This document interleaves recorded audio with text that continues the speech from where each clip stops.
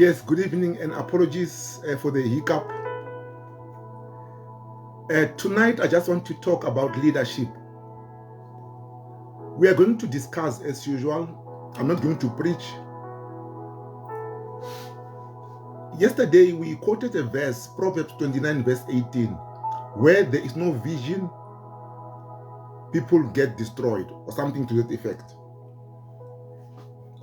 So vision is very important, but vision comes with a leader. So I think you may have heard politicians calling themselves leadership. Yeah, I don't think they truly understand what leadership is all about. Leadership is not a title. Leadership is a function. And then with leadership, you cannot go to school for leadership, but you can be trained into leadership depending, of course, on one's attitude. So now today, I just want to speak to leaders and people who report to leaders. So maybe I can call a mentor and a mentee. So now if you are being mentored, you need to understand what to expect. So I'm going to talk about leadership because some people think that when you are given a leadership position, then obviously you become a leader. No, some people have got positions, but they are not leaders. Some people are managers, but they are not leaders. So leadership is very, very unique. For you to be a leader, you don't have to be necessarily educated. But education will help. And leadership is not a title that they give you. So leadership means taking initiative to solve problems. If you are in the problem-solving mode and you are willing to go up front, then you are assuming to be a leader. So now ministries make a mistake. They don't want to develop leaders. So many ministries have got people that come from one ministry to another. They come with their own vocal gifting. Now, because they speak a lot, now they're put into ministry without being actually inducted or mentored into leadership. Many businesses fail because they don't have leadership. So now, we need to look at leadership in a broad sense. Leadership in a broad sense, not only in the religious sector. So now there are three major steps in developing leaders. Three major steps. Number one is the selection. How do you select a leader? So now you need to be very, very careful because sometimes you may select a leader because you love them. You may select a leader because they do so much. You may select a leader because of their family. You may select a leader because they contribute financially. You may select a leader because they are qualified. So it is so important that you have a certain criteria in which you select a leader. So now leadership, sure, it's a big responsibility. A leader must have vision.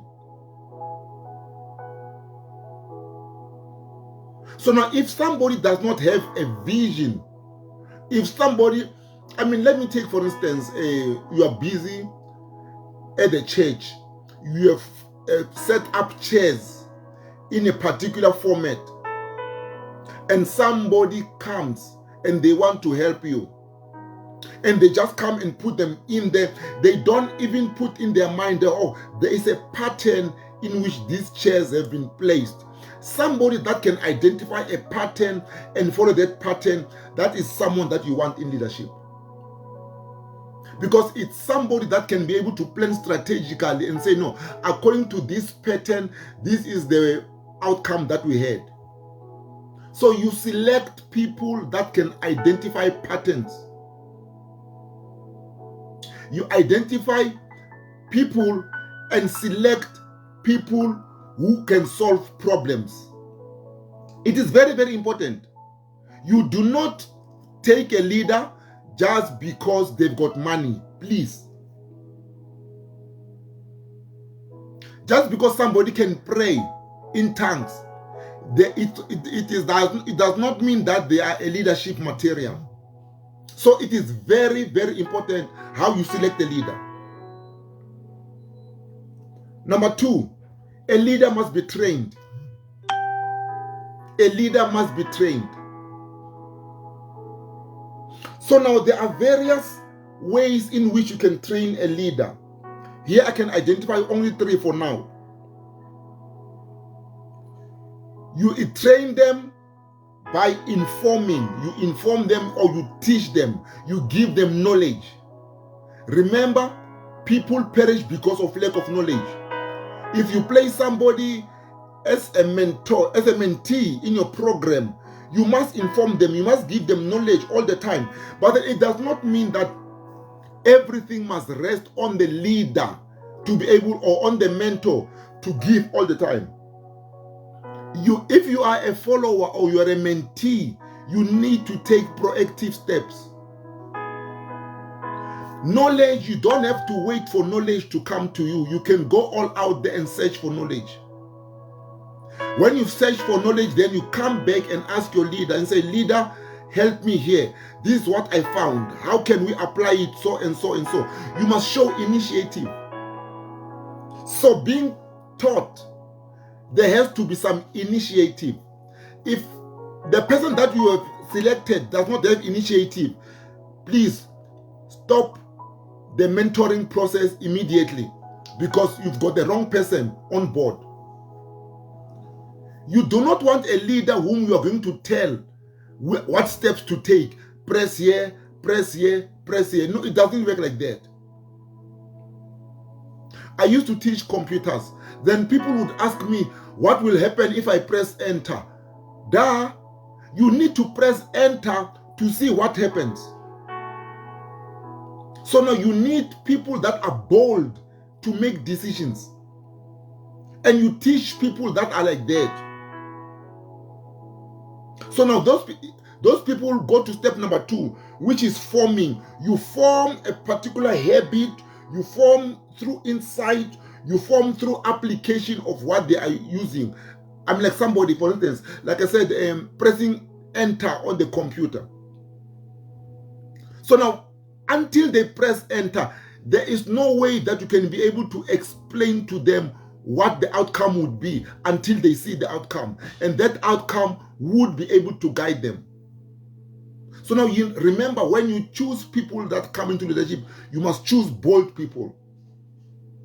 You must not choose cowards.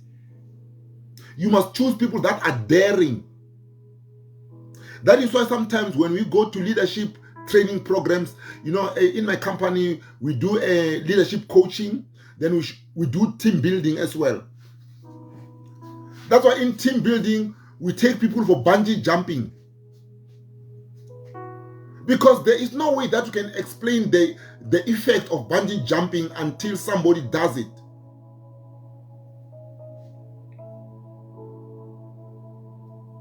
So now, number 3, in training, you transform somebody from a particular level and take them to a particular level. You need to see the leaders transform. That is through training. Number 3, then you release them into the field to go and practice whatever. So now when you release them into the field, you need to trust them. So now, if you are a mentee, you must make it a point that your leader or your mentor trusts you. How can they trust you? You need to be able to make good decisions all the time. You need to be inquisitive. You need to inquire. You need to push. You need to have initiative. Then somebody can trust you. So some people expect to be trusted, and yet they've not been informed. they've not applied any knowledge in their lives, and they've not transformed, how can you release them? How can you release somebody into leadership? So now some people don't understand sometimes when you are in training and they just give you assignments only.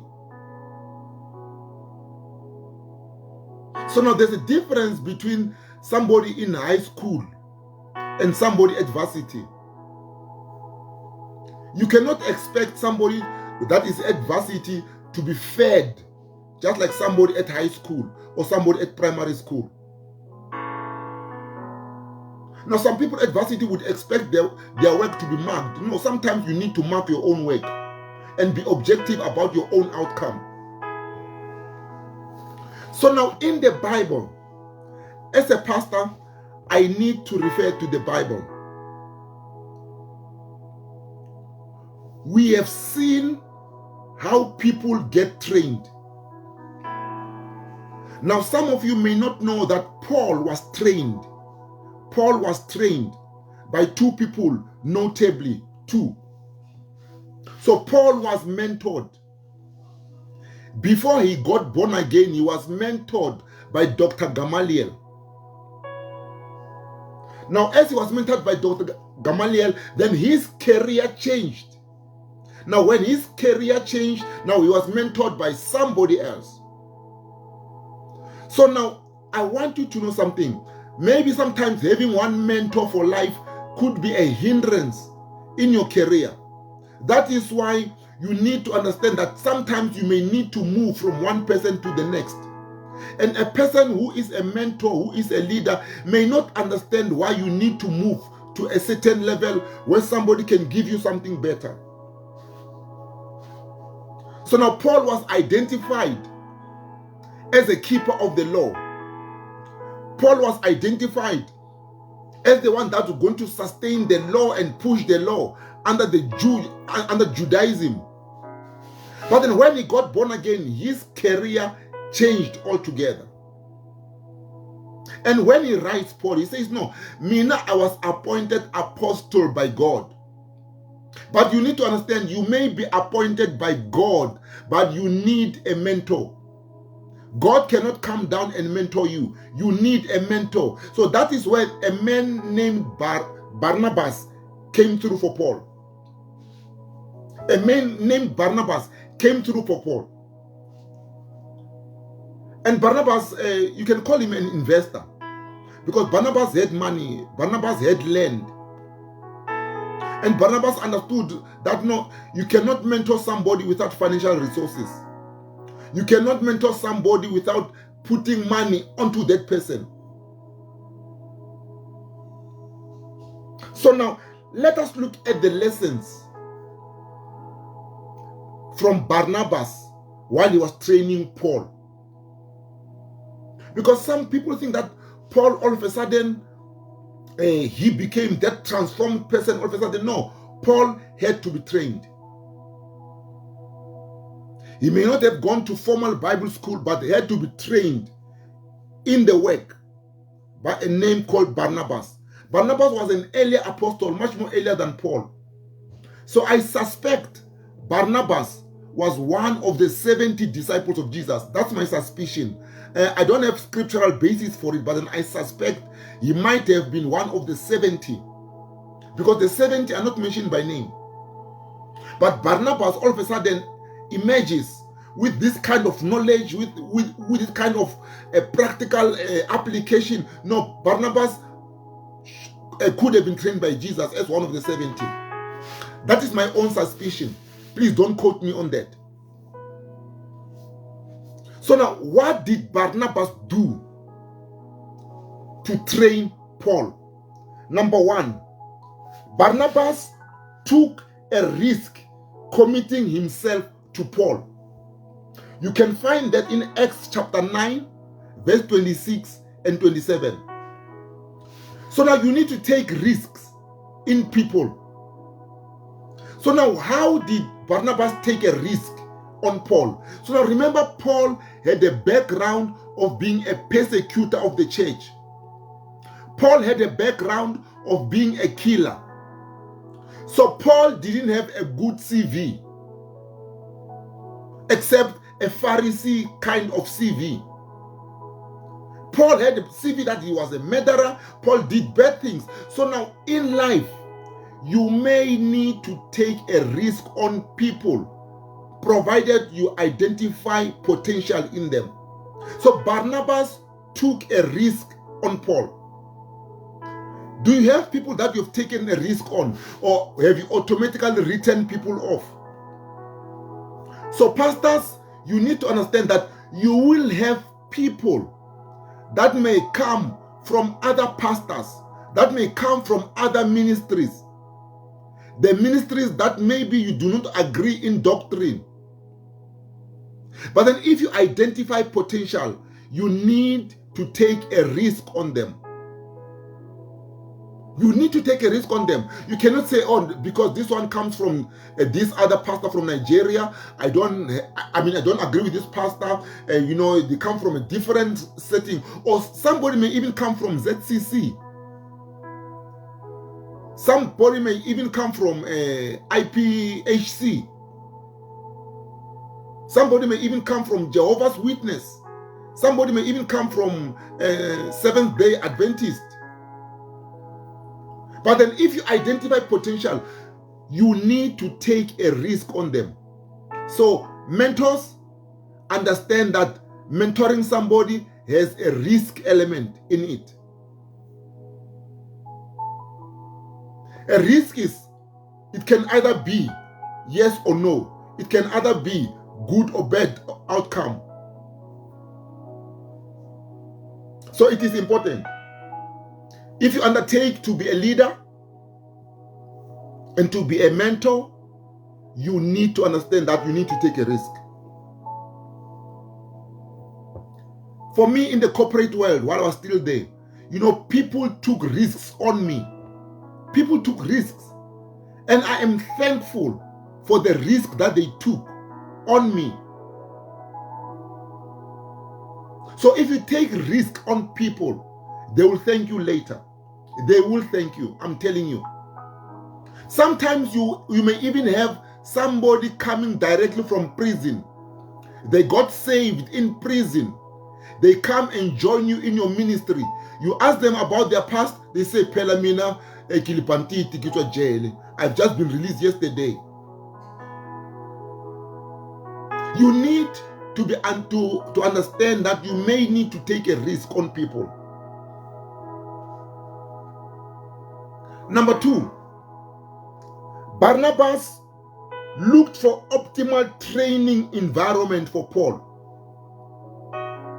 You can find that in Acts chapter 11, verse 25 and 26. Paul made it his responsibility to place, Barnabas made it his responsibility to place Paul at a position where he can be trained. You can go and read.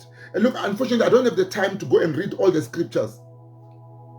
But in Acts 11, verse 25 and 26, you can go and read them on your own. Point number 3. Barnabas was not selfish to do everything on his own, but he enabled Paul to gather ministry experience. So Barnabas would be here and let Paul do the work. So now sometimes, maybe you may have seen sometimes when you go to places, they ask for experience. How do you ask for experience on somebody who never had the opportunity for experience? Now, I see many people make a mistake. They go to varsity and they train and they come to the church. And then when you say, please volunteer to be an usher, volunteer to be in the choir, volunteer to do this, they don't want to do it. How will they gather experience of conflict management, of time management, of conflict resolution, if they don't take part in being an usher? Because when you are an usher, you learn a lot of things. You learn conflict resolution. You learn planning. You learn organizing. You learn neatness. And that experience, nobody will take it away from you. That is why many young people today are not able to get jobs because they don't understand the concept of volunteering. They want to come in there, they want to be paid. You need to volunteer sometimes. You need to volunteer to be identified. You need to volunteer to be able to make a breakthrough. Many young people these days, they don't want to volunteer. They simply want to go in there and be given a job, be given a position, be given a salary, company car, benefits. No, sometimes you need to start down there. Did you know that if you volunteer to clean the toilets of a ministry, you are learning the characters of people? People who are careless when they go to the toilet, they teach you a lot. And it shows what kind of people you'll also meet when you become a manager in a company that will employ you. You will have people that are careless about everything. So people that are careless about everything, you cannot employ them in risk management. For instance, they can't be in credit. If you are a manager at the bank, you cannot place them in credit. Credit needs risk assessment mentality. It needs accuracy. It needs efficiency. So somebody who goes to the toilet and they become careless, you know very well that they are no good for any position within the bank. And those people will get fired after 6 months, 3 months, or even a year. Why? Because you may have seen the signs and you ignore the signs. So now, Paul was given an opportunity by Barnabas to gather ministry experience. Now, point number 4.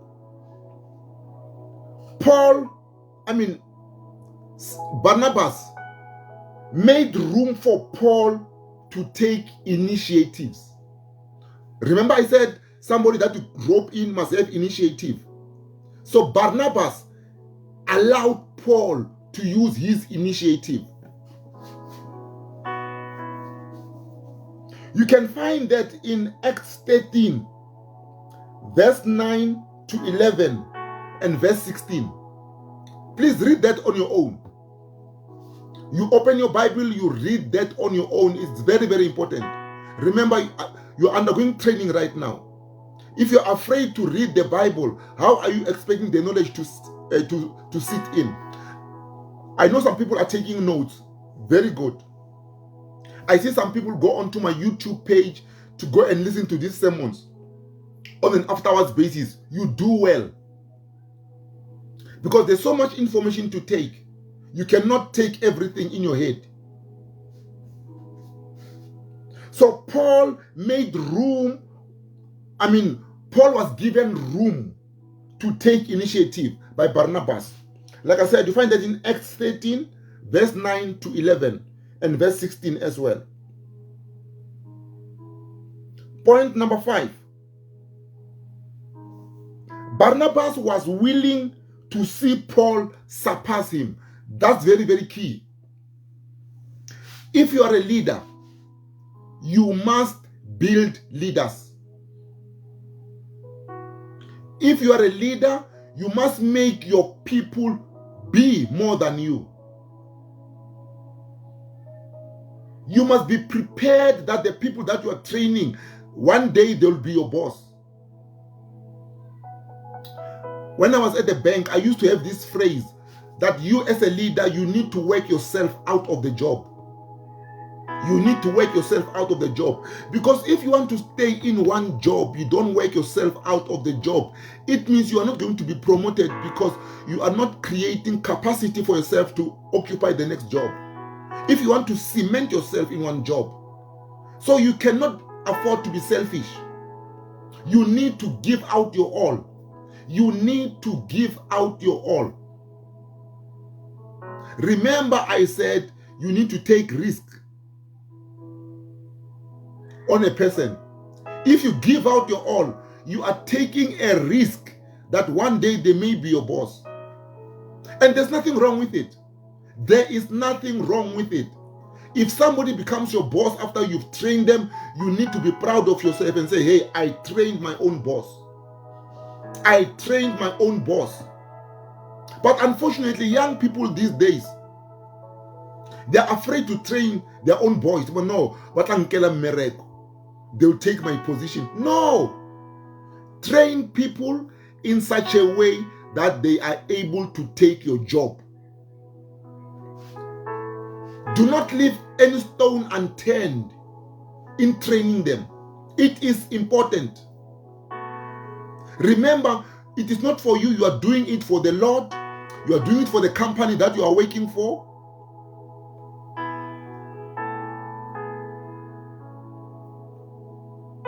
Number 6. Barnabas gave Paul freedom to lead on his own. So now when they second you to a particular position, when they appoint you acting whatever, never ever miss that opportunity. Never ever miss that opportunity. Barnabas made it possible for Paul to be in an acting position and to lead on his own. You'll find that in Acts 15, verse 36 to 40. You can go and read it. Acts 15, verse 36 to 40. So it is important. Now, I know many of you, you say that you've got spiritual fathers. But is your spiritual father doing these kinds of things to you? If not, then you need to reconsider. You need to reconsider. There are some disciples of John. When John couldn't do certain things, when John couldn't declare himself as the Messiah, they left John and went to Jesus. So now any good leader would be able to release you with a clean heart and see that, hey, you've got greater capacity, so and so can do a much more better job. Any leader who wants to hold you back, that is all the reason that you need to leave them. That is all the reason that you need to be able to leave them. Paul realized that he was under the guidance of Gamaliel. Now, because his career had changed, he had got this new revelation. He realized that even though Dr. Gamaliel had a PhD in the law, he realized that no, this law of Gamaliel isn't going to help me. That is why he went to Barnabas. So now it is not a bad thing to change. If it is not in line with your calling, change. And if your boss, if your minister, or if your leader is a good leader, he will tell you that you have made a good move. I remember in my previous job, sorry, you'll be hearing about my previous job because for me it's very, very important. I could identify people that were not good for credit, that were good for human resources. Why? Because they had compassion. They were interested in solving problems of industrial nature, conflict resolution, and all those kind of things. Then I would recommend and say, hey, let me speak to somebody in human resources. Then you can go and join in there. Because this is what you do, this is what you do, this is what you do there. And guess what? People are thanking me even today. People that I left companies that I worked for in 2019, 99, they're coming today to thank me. Some of them are even executives right now. Why? Because I told them, hey, please, here you will not fit because of this and this and this and this. Numbers require somebody that is like that, like that, like that, that is analytical. You are going to struggle in future because you need to come up with formulas, you need to make numbers talk, you need to derive strategies out of numbers.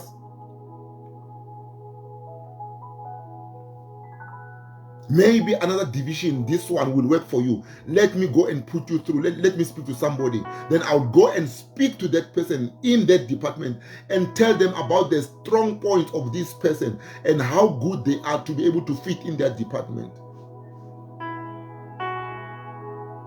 Because, I mean, what's the point of flogging sorry for the expression, flogging a dead horse? Trying to make somebody a credit person while you can see that is a human resources kind of person. You ain't gonna get the best service that you want. So now remember, it is not bad to change leaders. It is not bad to change jobs. It is good. It is good. So now, after Paul had learned all these things from Barnabas, guess what? Paul was not selfish. He did almost the same thing to Timothy. That is why he could write to Timothy, and he called Timothy my son. Remember, not my spiritual son. He said, Timothy, my son. People, you love these spiritual things. Paul called Timothy my son. Why? Because Paul realized that without Barnabas, he would not have become the person that he had become. So he said, no, I'm passing it on to Timothy.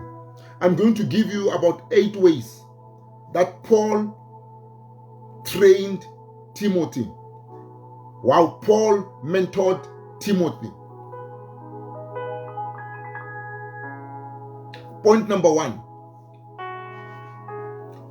Paul loved and appreciated Timothy. Remember, you need to appreciate the people that you work with. Many pastors make a mistake of not appreciating the leaders. Make a mistake of not telling them how much they're doing and then appreciate what they're doing, no matter how small it may be. You need to open up for them, give them responsibility. You may realize that some people are fearful of taking decisions. No, it's okay. Accommodate them, give them that responsibility and sort of take leave. Leave them in there. Leave them on the fire, in the hot place, and leave.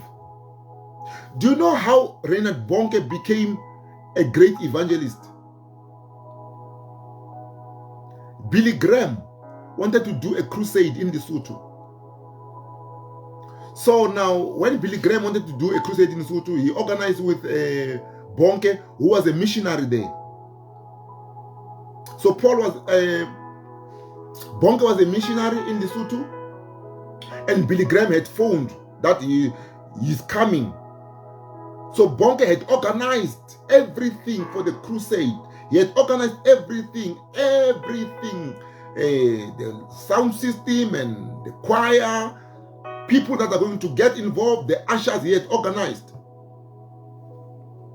Now, when the crusade was about to start the day before, he was expecting the aeroplane from the US carrying Billy Graham. Instead, he got a phone call.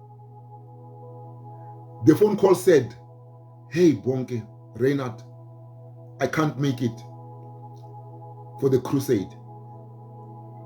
But please go on. Go on. Go on with the crusade." Bonnke jumped in. He did the crusade, and Bonnke became one of the greatest evangelists that ever lived. Bonnke now, after that, he could preach to 500,000 people. He could preach to 600,000 people at a time. Sponsorships came through. People designed speakers for him because his crusades were done outside. Companies from Germany came through and made speakers for him that are so powerful to be heard about 200 kilometers away. Why? Because He was appreciated. A risk was taken on him by Billy Graham. So now you need to, like I said, to love and appreciate. Number 2, Paul believed in Timothy, in the God-given potential. Remember, Paul said to Timothy, hey, do not neglect the gift that was given to you by the laying on of hands. He believed that God had gifted this person. His hands could not be laid on Timothy for nothing. You can find that 1 Timothy chapter 4, verse 12 and 14. The loved and appreciated Timothy verse is 2 Timothy 1, verse 2 and 4. Number 3, Paul set an example for Timothy. Hey, you need to lead by example. You need to lead by example. People need to see you do it. It is not a case of do as I say. No, it is do as I do. So it is so important in leadership. Pastors, please listen to me.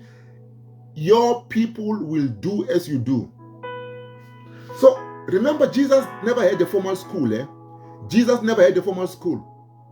So Jesus had to train his disciples for 3.5 years. Guess what? By doing. That is why Jesus came down. He did things. That is why in the book of Mark, you've seen the word again and again appear. Peter is noting there, oh, again Jesus did this. Again we went there. Again. So now Jesus was showing them the importance of consistency, persistency. So Jesus had to do it practically, train his disciples practically. Paul had to do the same. And Paul couldn't have had this kind of training from Gamaliel, because in the Gamaliel people, they were Pharisees, they were hypocrites. They were this kind of guys that say, hey, do as I say. Pharisees, Sadducees, wrong people to learn from. They said something else, but they did something else. So now, if you're training someone, they must do as you do. So it means you need to put your way in righteousness. Number 4, he instructed Timothy. You'll find that in 1 Timothy chapter 4, verse 6 to 16. He instructed. Instructed involves teaching. The very same thing that I spoke about training when I started. You need to be an instructor.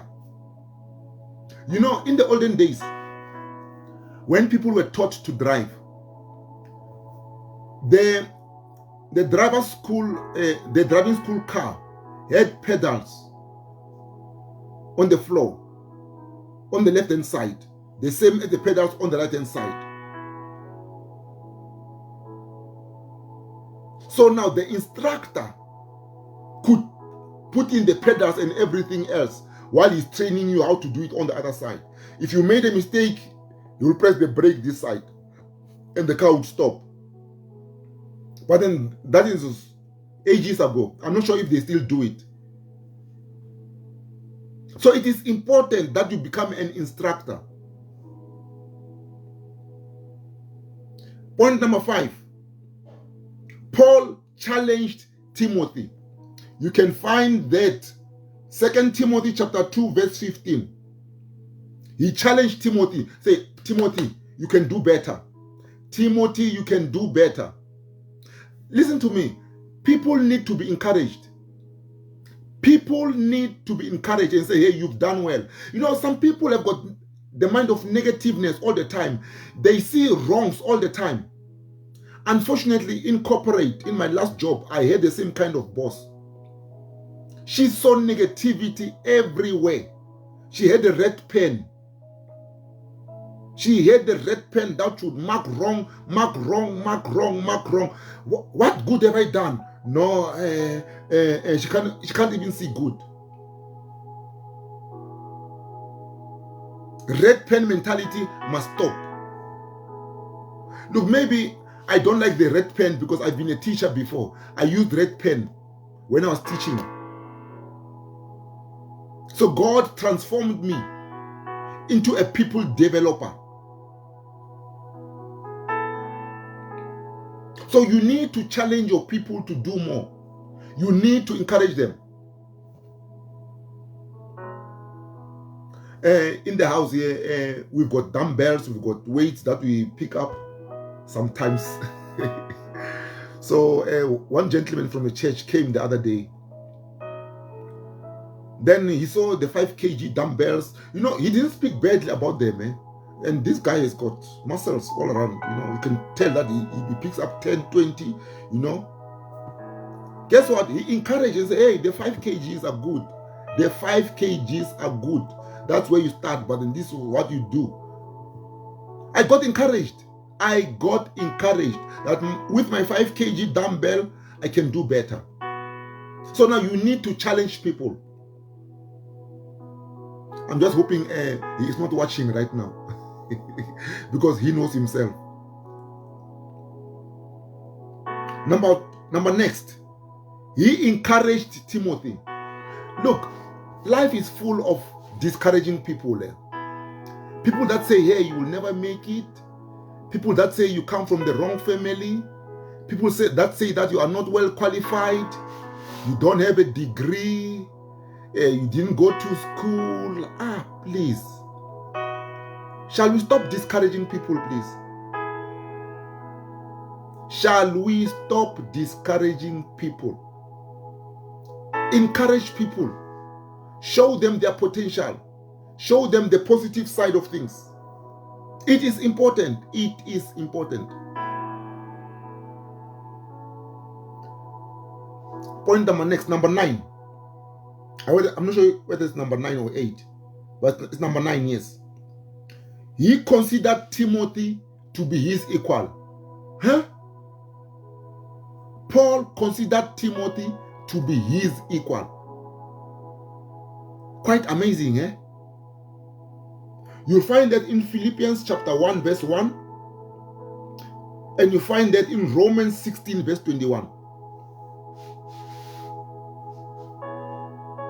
So Paul considered Timothy to be his equal, and yet he was training Timothy. So some people have got this thing of titles. Hey, I am the boss. I am the manager. You know, sometimes I laugh when I go to ShopRite. When the cashier has made a mistake in the cashing of something and they want an override, and they raise their hand for the override to come. Who? You must see the facial expression of the override person. My goodness. Is it really necessary to show the cashier that they made a mistake? Why don't you show them, hey, I am your equal, I've been there before, I've made these mistakes before. No, these things are normal. The people that you train do not have to feel inferior because of your title, because of your status. No. You know that you are the boss. There is no need for you to rub it on. It's no need at all. It's no need at all. So it is important that you treat people as your equals. You know, when I normally have meetings, I don't stand up in front of people. In a meeting, no, I don't. I take a seat, we sit, and we all come to the same level. And some people don't understand that. They don't understand this strategy. We need to be on the same level to be able to solve problems. If somebody comes with inferiority complex and they stand, then there's a problem. Even at work, let me help you. Do not sit on the table of the person when you go to their office. Do not sit on the table. That is biggest disrespect. You must go in there, pull a chair and sit down. If you sit on the table, remember they use their table to work on. They use their table to eat from. And you come and place You're behind on the table. What are you saying? What are you saying to them? Some people think that no, it's status. No, it is the biggest disrespect you can do to anyone. The last one. Number 10. He committed himself to Timothy in prayer. Please pray for the people that you are leading. Mention them one by one. You don't have to tell them that you're praying for them. In your own private space, pray for them. Pray for them. If you've got a WhatsApp group, send them an encouraging message on the WhatsApp group to show that you're praying for them, you're thinking of them all the time. So it is important. I see my time is up.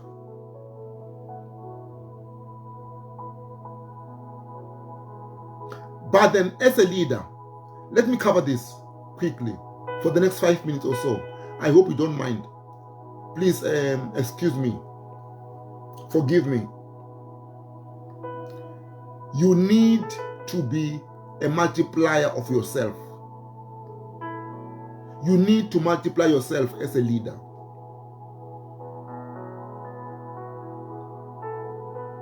Provide on-the-job training. You need to multiply yourself. Allow people to move. Allow people to train. Allow people, sometimes sit down there and be taught. Let them teach. It is important that you multiply yourself. Pastor Makosi mentioned there, we are co-laborers in the vineyard. That is correct. We are co-laborers on an equal footing. So now the problem these days, it is these titles. It is these titles. Someone who is an apostle think they are better than a pastor. I don't know where do they get that from. I don't know which Bible they read. Someone who is called a bishop, they think they are better than everybody else. I thank God the bishops that I'm around with, oh, they're so humble. I thank God for them. So these titles make us miss the opportunity of building people. We need to relook the attires that we put and all these regalias and red gowns and heads that go that way and sticks and God help us. God help us. I still need to find some scriptural references, by the way, of all these regalias that we put in. Even the white collar. I do put it sometimes though. I do put it. When I go to funerals or when I go to political meetings. Because sometimes.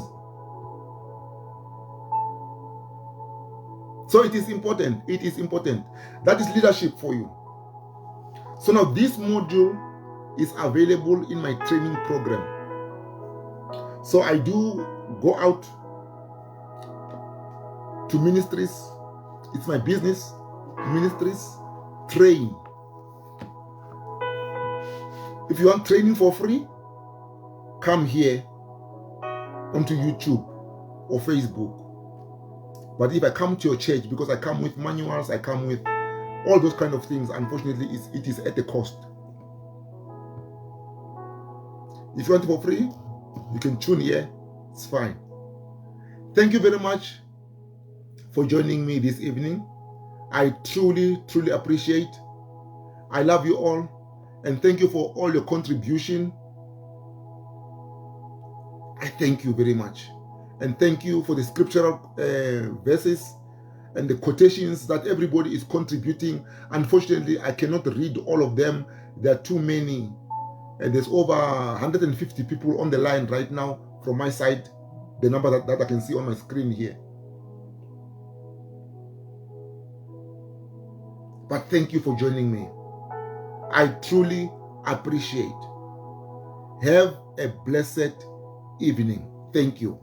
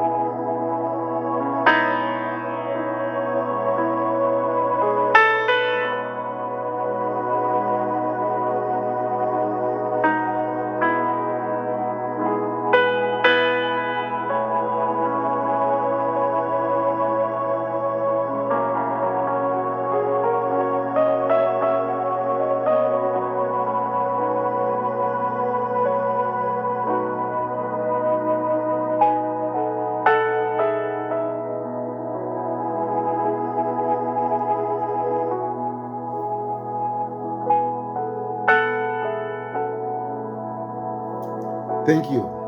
Bye.